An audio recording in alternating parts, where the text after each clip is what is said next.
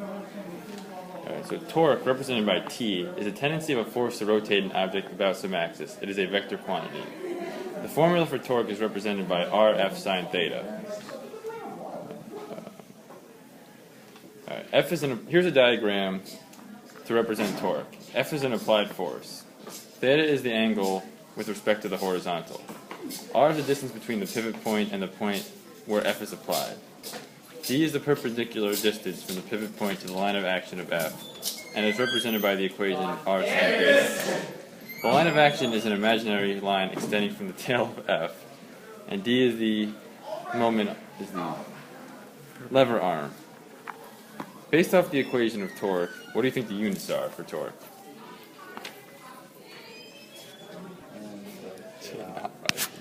We are given that tangential force equals mass times the tangential acceleration. Now the torque due to this force equals the tangential force times the radial arm. Now if we substitute m times tangential acceleration for the force, we will get m times tangential force times the lever arm. Now we are also given that tangential acceleration equals the lever arm times angular acceleration, so we make another substitution, and we get torque equals m times the lever arm times the angular acceleration times the angular arm again, lever arm again. And then when we simplify, we get mr squared equals angular acceleration. Now, given that moment of inertia equals m times r squared for general points, we can conclude that torque equals moment of inertia times angular acceleration. This is the angular equivalent to Newton's second law, which is in a linear version. And based off this equation, what can you tell me torque is proportional to?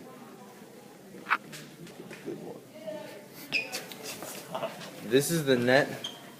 This is the derivation to get the net torque for a rigid object. And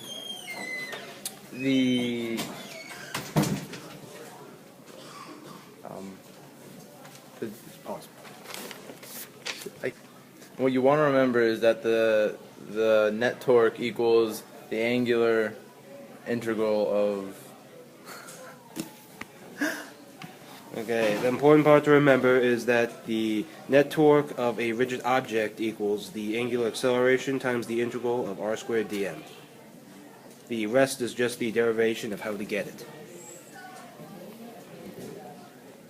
Alright, this is the derivation of how to calculate the moment of inertia of a rigid object, where delta m equals small volume elements, and what you need to remember is all you need to remember is moment of inertia for a rigid object equals the integral of r squared dm. And the second equation is just using density instead of mass. This is the parallel axis theorem. It's used for any rotation point that is parallel to the moment of inertia, and it's given by the moment of inertia equals the center of mass, moment of inertia, which it usually is, and times the mass times the distance away from the moment of inertia squared.